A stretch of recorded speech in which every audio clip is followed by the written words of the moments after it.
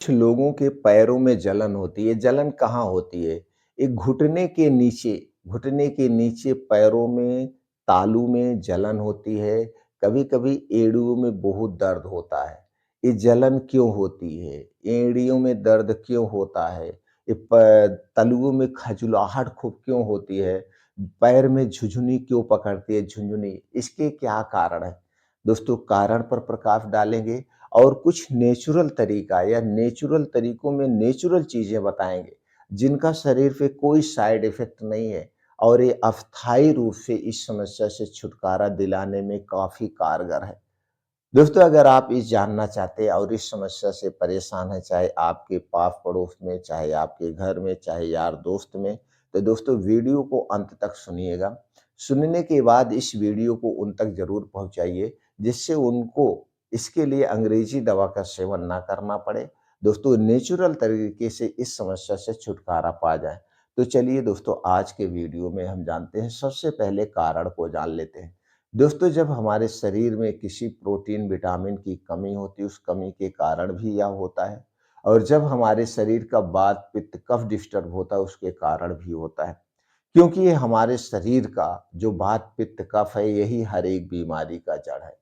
आयुर्वेद में इसे दोस्तों सबसे महत्वपूर्ण बताया गया है। तो आप अपने शरीर के वात, पित्त, कफ को बैलेंस करना सीख जाइए, आप हमेशा स्वस्थ और निरोग रहेंगे।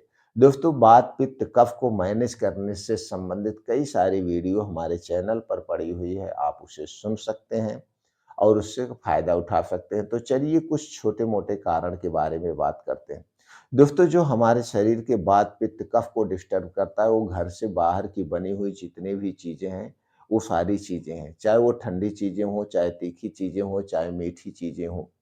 अगर वो बाहर की चीज़ है, वो नुकसान करता है क्योंकि अगर वो मीठी चीज़ है, तो चीनी, मैदा, रिफाइन या पामोलिन में बनाया गया है। अगर वो तीखी चीज़ है, तो चीनी के स्थान पर नमक या लाल मिर्च का प्रयोग किया गया है और इसे बनाने में प्रोसीजर किया जाता है। इसमें आर्टिफ़िशियल कलर मिलाया जाता है, विष मिलाया जाता है और ज़्यादा दिन तक सुरक्षित रखने के लिए इसे प्रिज़र्वेटिव किया जाता है, जिसे एक प्रकार का ज़हर कहा सकते हैं। तो ये थोड़ा-थोड़ा करके जब आप इसे खाते हैं, तो दोस्तों ये आपके शरीर के वात, पित्त, कफ को डिस्टर्ब करता है, गैस, कब्ज़, एसिडिटी का कारण बनता है और जिसको कब्ज़ होती है, गैस, कब्ज़, एसिडिटी बनती है, उसी को दोस्तों ये समस्याएँ होती हैं और इसमें कोई पोषक तत्व पाया नहीं जाता, सिर्फ़ नुकसान ही करता है। दूसरी चीज़, अगर आप बाहर का कोई भी कोल्ड ड्रिंक, सॉफ्ट ड्रिंक या ठंडा पानी पी रहे हैं, तो ठंडा पानी हमारे शरीर के वात, पित्त, कफ को डिस्टर्ब करता है। तो दोस्तों इसलिए हमें ठंडा पानी नहीं पीना है, नॉर्मल चीज़ों का प्रयोग करना चाहिए, नॉर्मल पानी पीना चाहिए, रूम टेम्परेचर का पानी पीना चाहिए और कोल्ड ड्रिंक, सॉफ्ट ड्रिंक, धूम्रपान, आइसक्रीम इनका सेवन हमें कभी नहीं करना चाहिए। ये आपको बदलाव करना है। इसके साथ-साथ डेली रूटीन में आप योगा करिए, प्राणायाम, मेडिटेशन हमें करना चाहिए, जिससे हमारे शरीर में ब्लड सर्कुलेशन सही तरीके से बना रहे। ब्लड सर्कुलेशन सही तरीके से बना रहे, ये आपको करना है। इसके साथ-साथ आपका जो खान-पान होगा, वो दोस्तों उसमें पोषक तत्व भरपूर मात्रा में होना चाहिए। पोषक तत्वों की कमी से भी होता है। तो इसके लिए आपको क्या खाना-पीना है, चलिए जान लेते हैं। दोस्तों हमें नेचुरल चीज़ों का प्रयोग करना चाहिए, हरी साग-सब्जियों का सेवन करना चाहिए, ताज़े मौसमी फलों का सेवन करना चाहिए। इसके साथ-साथ कुछ बीन्स आते हैं, उन्हें रात में भिगो के खाना चाहिए, ड्राई फ्रूट को रात में भिगो के खाना चाहिए। आप डेयरी प्रोडक्ट यानी दूध, दही, मट्ठा भी खा सकते हैं, लेकिन ये दूध, दही, मट्ठा आपके घर का होना चाहिए। पैकेट का दूध, दही, मट्ठा खाने से कोई फ़ायदा नहीं, वो हमारे स्वास्थ्य के लिए हानिकारक है। ऐसी दिनचर्या आपकी होनी चाहिए, ऐसी डाइट होनी चाहिए, तो आपको ये समस्या नहीं होगी। इसके बाद दोस्तों रात का खाना आप जल्दी खाइए, रात का खाना देर को मत खाइए। देर रात अगर आप खाना खाते, तो वो खाना जल्दी से डाइजेस्ट नहीं होता है और फिर गैस, कब्ज़, एसिडिटी बनता है, ये सबसे बड़ा कारण है। इस कुछ कारण है, इसे आपको हटा दीजिए। अब दोस्तों उसके बाद नुस्ख़ा में क्या प्रयोग होगा? नुस्ख़ा बहुत आसान सा है, बहुत आसान सा है। मौके पे जो दर्द हो रहा है उसे बर्फ़ से सिकाई कर दीजिए, वो सब सुकून दे देगा या नॉर्मल पानी से उसको आप धुल दीजिए, ठंडे पानी से सिकाई करना है, बर्फ़ से सिकाई करेंगे तो आपको आराम मिल जाएगा। दर्द की दवा का प्रयोग नहीं करना है। अब उसके बाद ये देसी नुस्ख़ों में क्या आपको लेना है, चलिए ये जान लेते हैं। सबसे पहले दोस्तों आपको आँवला आपको मिल जाएगा, आँवला। तो मार्केट से 2 से 3 आँवला लाइए आंवला रोज़ सुबह खाली पेट 2-3 आंवला खा लीजिए। 2-3 आंवला रोज़ सुबह खाली पेट खाना है, क्योंकि इसमें एंटी इन्फ्लेमेटरी गुण पाया जाता है, एंटी डायबिटिक गुण पाया जाता है और दोस्तों इसमें विटामिन सी होता है जो हमारे अंदर के ऑर्गन है जैसे लीवर है, छोटी आँत है, बड़ी आँत है, इन्हें डिटॉक्सिफ़ाई करने का काम करता है। पाचन तंत्र पे काम करता है, वात, पित्त, कफ को बैलेंस करता है। पेट से संबंधित कोई भी समस्या है उसे दूर करता है। तो दोस्तों रोज़ सुबह 2 से 3 आंवला इसे चबा-चबा के खा जाना है और इसे खाने के डेढ़ घंटे के बाद आपको 1 सेब चाहिए। 1 सेब लेना है। डेढ़ घंटे के बाद सेब में दोस्तों कई सारे ऐसे गुण पाए जाते हैं, जो हमारे शरीर में जो पोषक तत्वों की कमी हुई है, प्रोटीन, विटामिन की कमी हुई है, उसकी पूर्ति करते हैं और शरीर को ताकत प्रदान करता है। तो एक सेब खाना है जिसका वज़न 250 से 300 ग्राम हो। अब सेब खाने के 3-4 घंटे बाद तक कुछ नहीं खाना-पीना है। जब तक आपको अच्छी-सी भूख ना लग जाए तब तक कुछ भी नहीं खाना-पीना है, इस बात का आपको ध्यान देना है। तो ये हो गया सुबह के समय इसे लेना और इसका कोई साइड इफ़ेक्ट नहीं है। अब इसके बाद दोपहर में जब आप खाना खाएँगे, खाने में आप सब कुछ खा सकते हैं, बस ठंडी चीज़ें नहीं लेना है, मसालेदार चीज़ें नहीं ज़्यादा लेना है, वही नॉर्मल खाना खाना है जिससे जल्दी से डाइजेस्ट हो जाए। अब दोपहर खाना खाने के 1 घंटे के बाद दोस्तों आपको 2 चीज़ें चाहिए। 2 चीज़ों में क्या चाहिए? आपको चाहिए दही।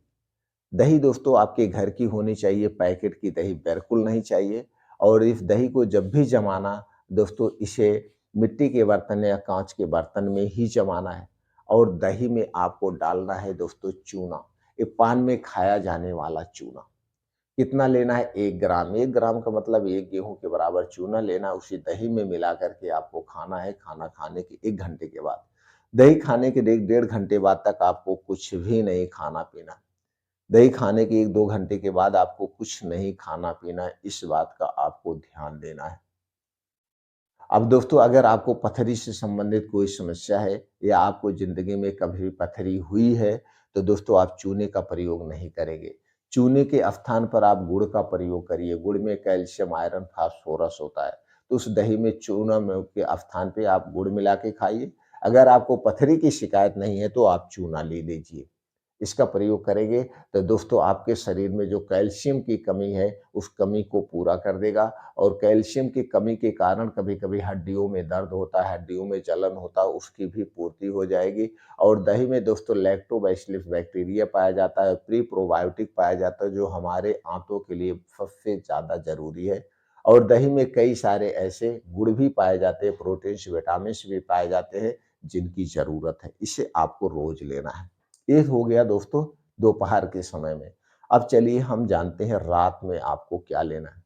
रात में खाना खाने के 1 घंटे के पहले रात में खाना खाने के 1 घंटे के पहले दोस्तों आपको लेना है एलोवेरा जूस। एलोवेरा जूस किसी अच्छी कंपनी का आप लाइए, जिसका काँच की बोतल में होना चाहिए। आपको 20 से 25 एमएल एलोवेरा जूस लेना है और इसी में 20 से 25 एमएल पानी मिला करके इसे रात को खाना खाने के डेढ़ घंटे के पहले पीना है और रात का खाना आप सूरज डूबने के पहले खाएँगे, जल्दी खाएँगे, हल्का खाना खाएँगे। तो रात के खाने के डेढ़ घंटे के पहले एलोवेरा जूस लेना है आपको।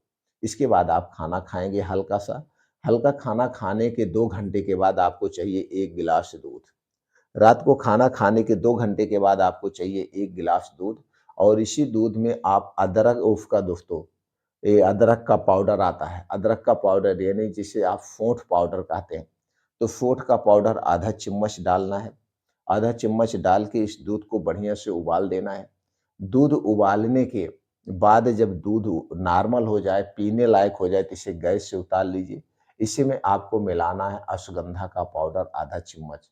आधा चम्मच अश्वगंधा पाउडर मिला के इसी दूध को रात में पीना है, खाना खाने के 2 घंटे के बाद और दूध पीने के 2 घंटे के बाद आपको सोना है, ये मैनेज कर लीजिए। अब दोस्तों अश्वगंधा जो है इसमें कई ऐसे गुण पाए जाते हैं, कई ऐसे दोस्तों प्रोटीन्स, विटामिन्स पाए जाते हैं और अश्वगंधा आयुर्वेद की सबसे शक्तिशाली औषधि है, जो हमारे शरीर की हड्डियाँ, मांसपेशियों को मजबूत बनाती है। नींद लाने में सहायक है, लीवर के लिए फ़ायदेमंद है, डायबिटीज़ के लिए फ़ायदेमंद है, कई और बीमारियों में काम करती है। और दोस्तों जो आप इसमें सौंठ का पाउडर डाले हैं, सौंठ के पाउडर में एंटी इन्फ्लेमेटरी गुण होता है, जो शरीर की सूजन को कम करता है, शरीर के दर्द को दूर करता है। तो दोस्तों ये तरीका अपना करके थोड़ा-सा टाइम लगेगा, लेकिन अस्थायी रूप से ठीक हो जाएगा। अब चलिए जानते हैं इसे प्रयोग कैसे नहीं करना है। दोस्तों अगर गर्भावस्था में स्तनपान कराते समय आप डॉक्टर की सलाह पर लेंगे या आपको कोई गंभीर बीमारी उसके लिए कोई मेडिसिन ले रहे हैं तो किसी भी आयुर्वेद से संपर्क करके आप इस दवाओं का प्रयोग कर सकते हैं।